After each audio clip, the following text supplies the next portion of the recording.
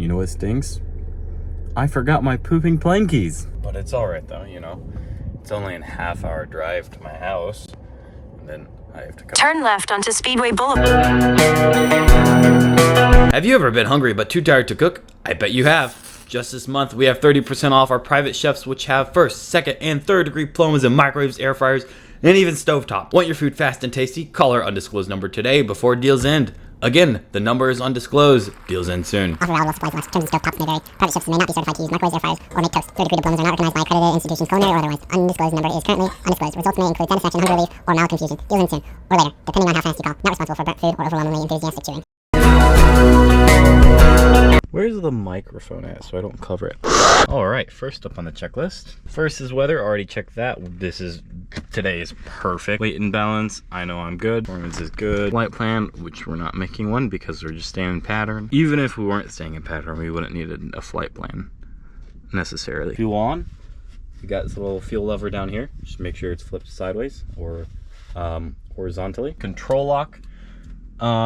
In a lot of planes, there is like a little piece of metal in this hole, and it lines up right in here. It just keeps the yoke from moving. You know, if there's strong winds, your ailerons and elevator don't get beat up too much. Master on.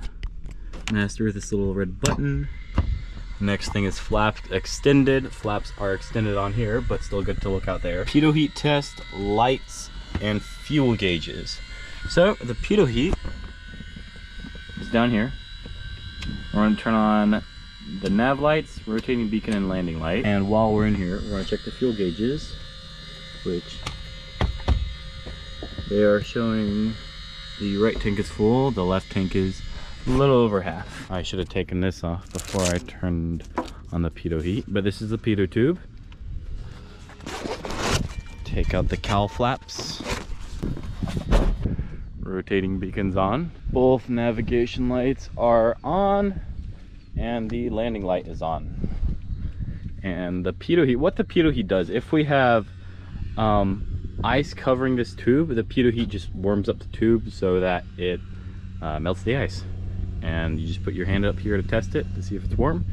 Definitely is. We are going to turn landing lights off, rotating beacon off, nav lights off, and the pitot heat off. And then we turn off the master. Next is going to be fuel quality and quantity. So, in the back of this chair, I keep my fuel strainer and measurer. I like to shake the wings just a little bit to get any precipitation that's built up on the roof of the fuel tanks. So we're gonna take our fuel strainer, put it up to this, and push. So what we're looking for is any dirt. What we're looking for is any dirt or water, which there's a little bit in this one. So just gonna dump it out. And same with this side.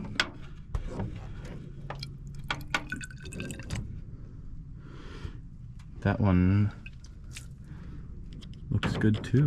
There are some planes that have a strainer under the plane, so you have to reach under there and fill it up. But we're going to come over here, and since we're still straining the fuel, we're going to pull this little lever right here, and it pushes out fuel from another tank down there. Now we're going to check our fuel quantity. Make sure I put the stick in the right way. Stick the stick in there, put your thumb on top of the hole, pull it up. It shows we got about 10 gallons. Do it again. 10 gallons, 10 gallons, perfect. That's good.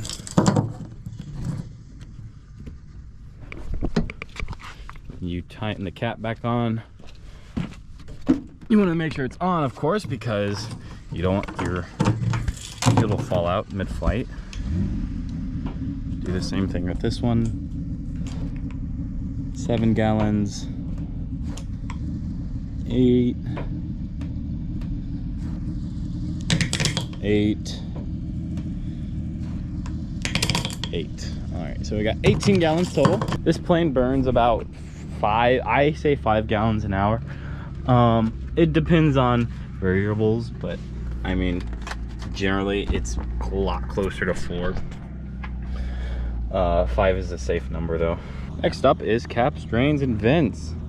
So what we're looking for is, again, those caps up there, making sure that's sealed properly, and also checking here,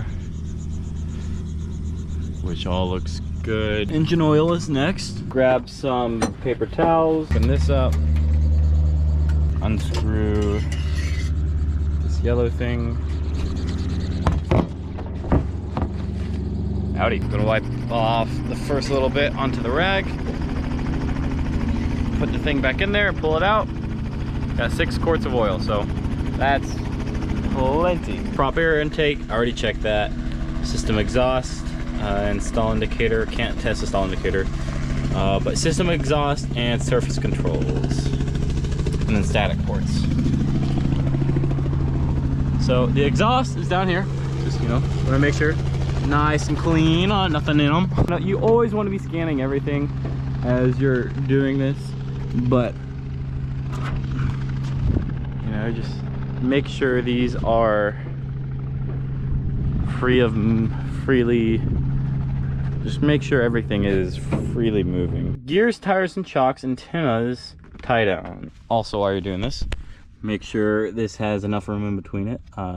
Like at least a finger's length, like 4 fingers length is appropriate in between this little part up here and down here. Take off the ties. And then I believe it's just final walk around. Yep. Final walk around, you're kind of just going over everything. Just a once over to make sure everything is in okie dokie shape. I just found out that your little mount that you're supposed to go on right up here, yeah, see that? That's supposed to have a little pin in here, and I'll show you on the tail back there in a second. But it's supposed to have a little pin so you guys can go in and just hang up here. But I can't find it. So the alternative might still be in the car. No, it's right here. The alternative, tape. We're gonna tape you to the wall. Testing, testing. Hello, hello, hello. We got the oil pressure, lights is recorded and mixture. So we already got the rotating beacon. That's the only light we need at the moment. And mixture, just pull it out an inch just because we're taxiing. Also going to reduce the RPM or the power just a tad.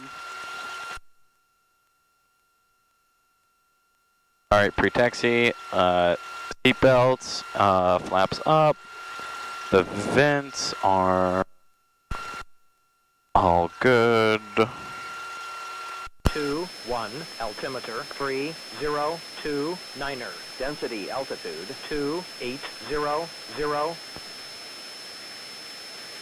3029er is the altimeter, which tells us how high we are. Weather observation. Well, that's about the entire checklist. At least this checklist. I hope you guys enjoyed, and I'll see you in the next one.